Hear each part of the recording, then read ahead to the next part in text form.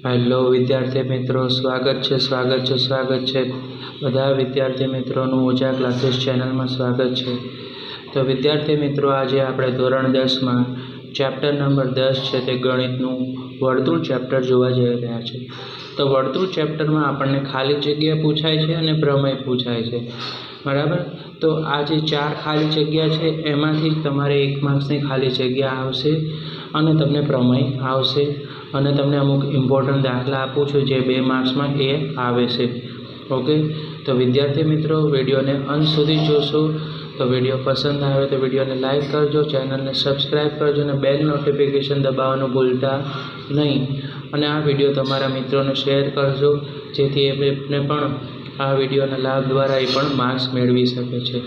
तो सर्वप्रथम आपणे पहली खाली जग्या छे ते आपणे जोईए कि स्पर्शक छे ते वर्तुळने